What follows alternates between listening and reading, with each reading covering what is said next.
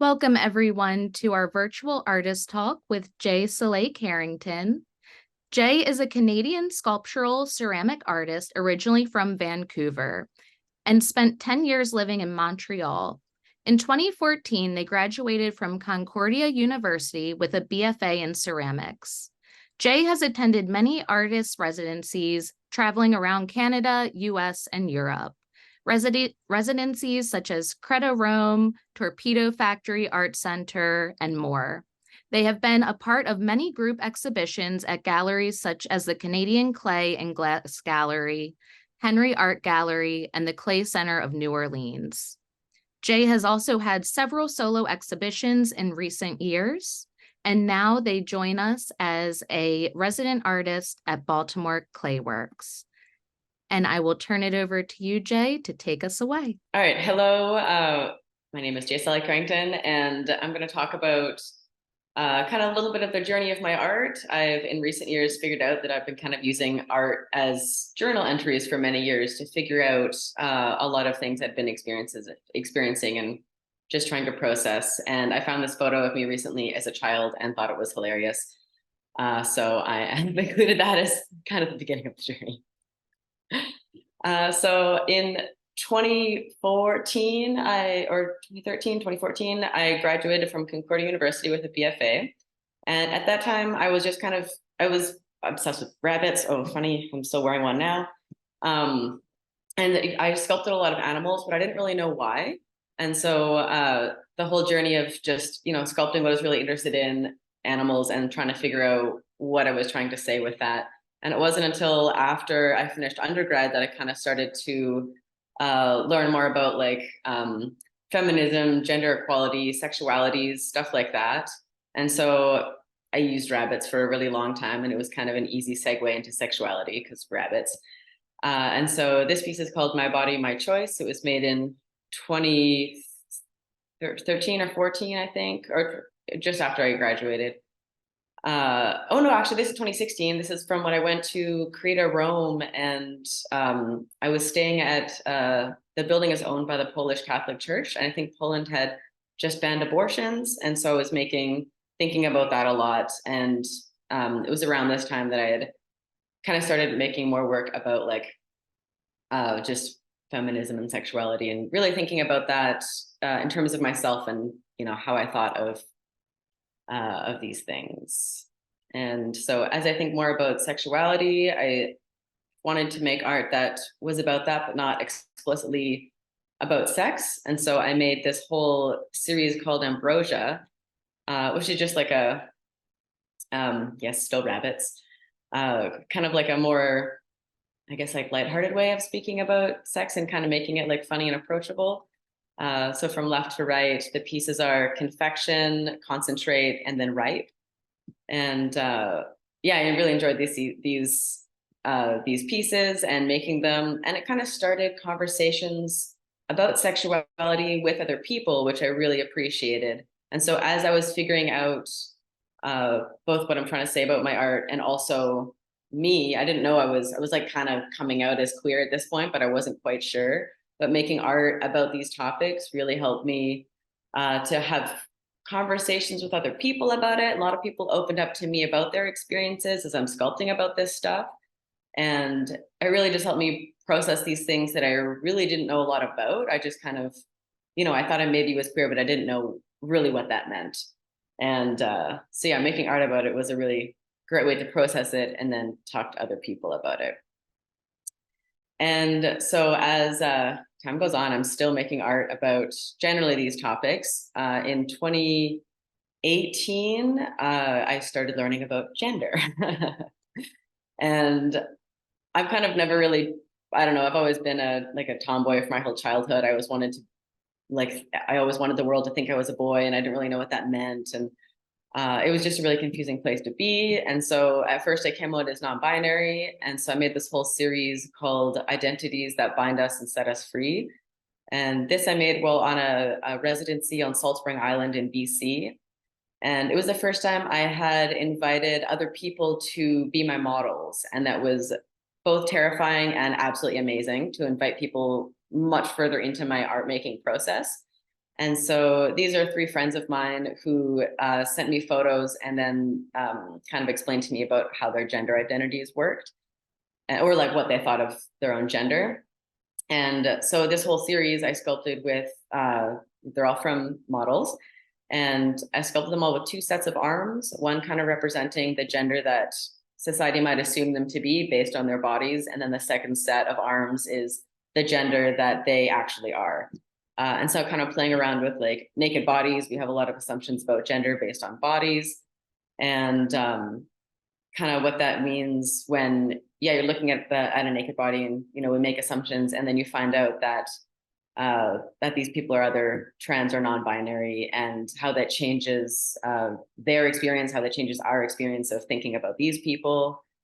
And so from left to right, there's mythical being, the middle one is details, and the one on the right is little black heart.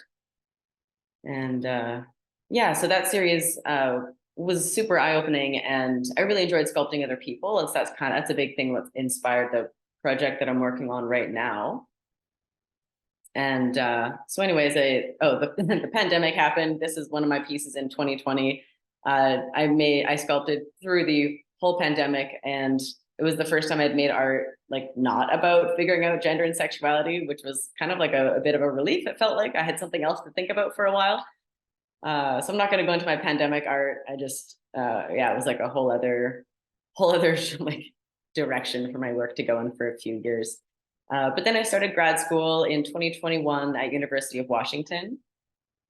And so someone told me before I went into grad school that it felt like one giant therapy session. And they are so incredibly correct, whoever told that to me, because that's where I figured out I was trans. I still hadn't actually gone to therapy at this point. I kind of had been using my art as it. And then as I thought I maybe was trans, I started going to therapy, and that helped me figure stuff out much faster. But anyway, this piece is called Reasoning with Your Inner Demons. And when I started at UW, I had the professor Doug Jack, this incredible artist. He's the reason I went there. And unfortunately, he passed away in 2021 rather suddenly. And so I was working on this piece while, like, yeah, I had 6 months with him. And so I was halfway through this piece when he had died. And so it was really hard piece to finish. And so I feel like I wasn't quite sure where it was going when it started. But dealing with his death in this program, and also still processing everything I was going through in my own life, I feel like I had a lot of inner demons at that point. And so this piece kind of evolved into Reasoning with My Inner Demons, and some detailed shots of them. And so kind of thinking of wolves as creatures that hunt in packs. So as these demons might gang up on you inside the subconscious of your mind. They have historically been terrifying for people since, like, you know, people came about, lurking in the woods. And so the goal being the sense of power that they have. The wolves have it in their eyes, and then the figure has it like just on the tips of their fingers. So they're like really trying to grasp onto that power with the relationship with the demons. And so yeah, I really enjoyed this piece. It was the first time I had made a piece with so many figures interacting.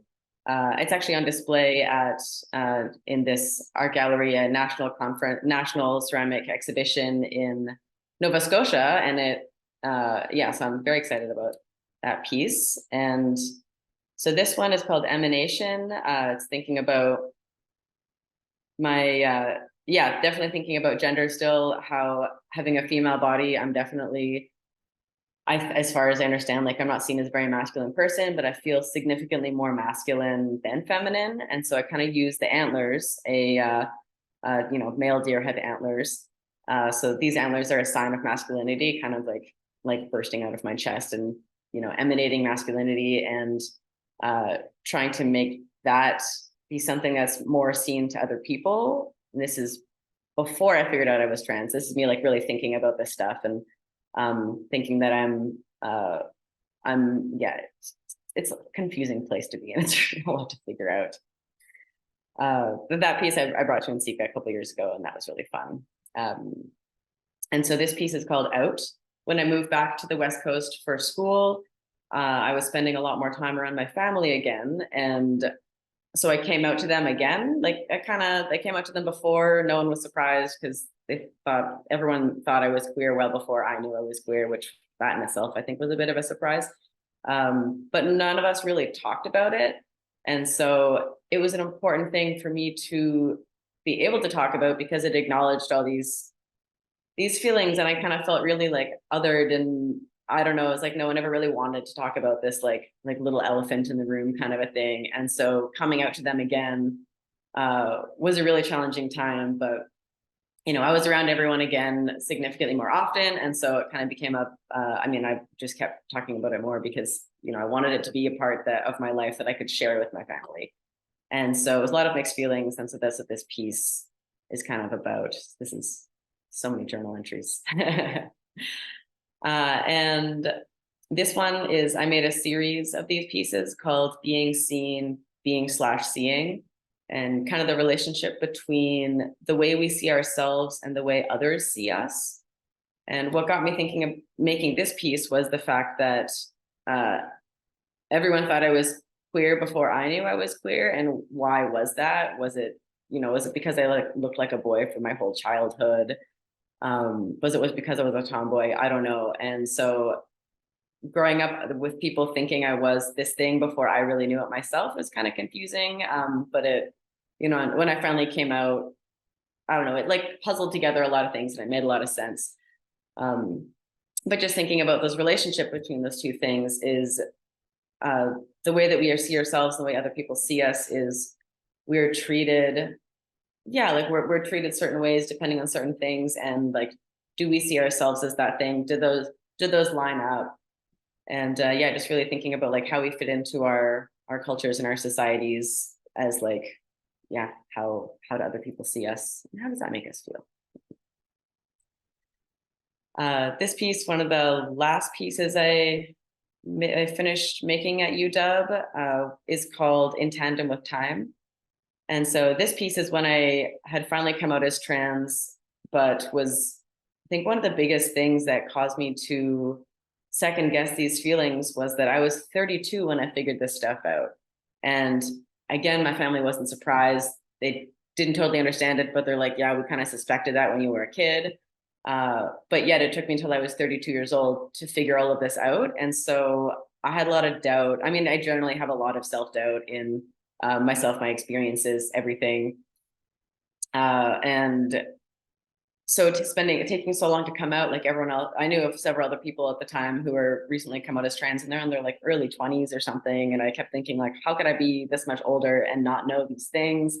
It caused me to doubt all those feelings. And then I was meeting more trans people who were in their like 40s and figuring this stuff out. And so again, talking with people really helped figure a lot of this stuff out for me, and hearing of other people's experiences. And so this piece is kind of referencing like a range of emotions of figuring this stuff out and kind of coming to that realization of we all come to like moments of realization for ourselves in our own time. There's no right or wrong moment to find these things out. And some people figure stuff out faster or slower than others. And this piece was actually purchased by University of Washington as I was leaving, which was amazing because it's really hard to install. So don't need to install it again. This one is called Visibly Invisible. It's rather large, and it was I got this really ridiculous homophobic person yelling at me basically on the front door of the house I grew up in, and kind of had this moment of, oh wow, homophobia exists everywhere, even in this place that I thought was a safe space. And I just got into this yelling match with one of my neighbors who found out I was queer and told me I was promoting the work of the devil, and that God doesn't love my homosexual ways. So anyway, I made this piece as kind of a big fuck you to her, and just like those sorts of the ways that attack made me feel. And the chameleon being that they kind of blend into their surroundings, talking about how queers exist everywhere. We look like everyone else, kind of a thing. And, we can out ourselves, we can live like within the hetero community. I don't know, but just the shock that she had in finding out that I was queer was just baffling. Because it's like, how do you, like, queers are everywhere.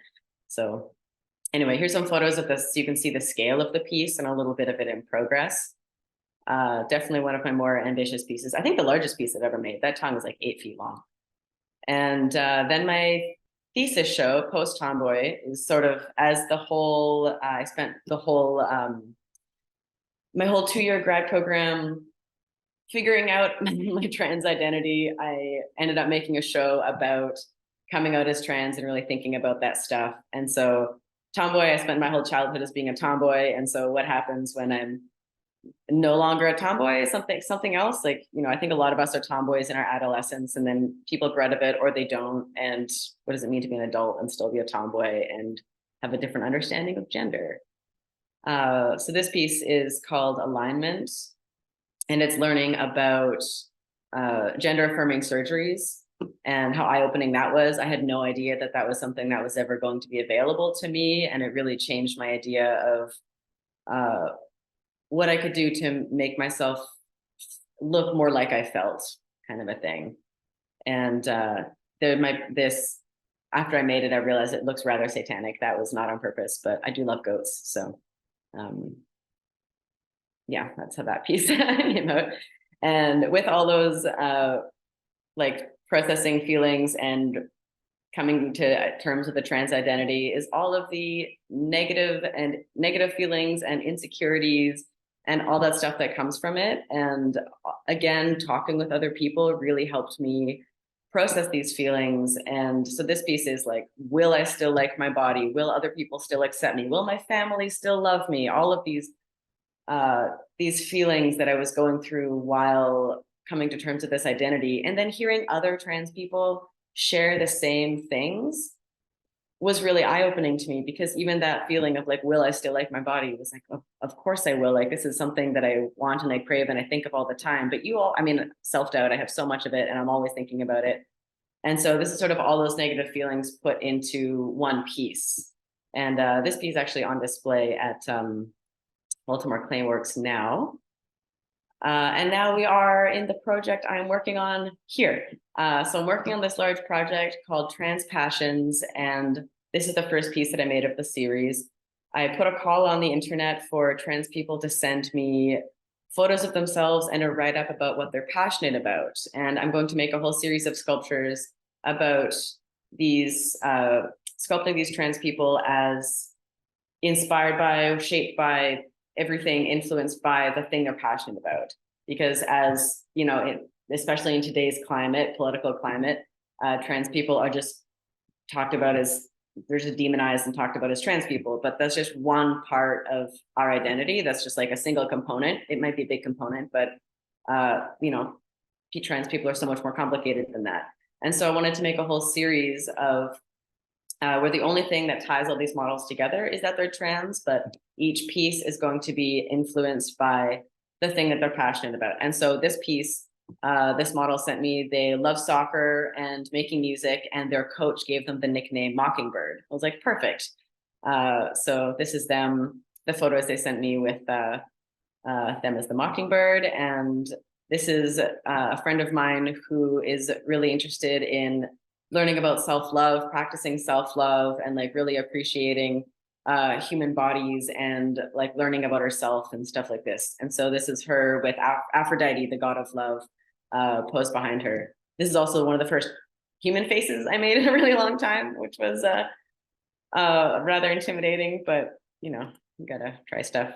And then a couple pieces that were inspired by a couple of the models who turned into, they were going to be like practice demo pieces, and they just turned into their own sculptures. But yes, yeah, so kind of part of the series, kind of me making and getting to make a whole bunch of work for these really cool firings we get to do here. So anyways, this whole project will be on display in July of 2024, July till August. And and then there's this great photo that was taken of me at the Fire Fest, which I loved. There's my information if you want to see it. And so now I see we have about 5 minutes left, 6 minutes. So if we want to do any questions, that's kind of the quick blurb of my art practice as of today.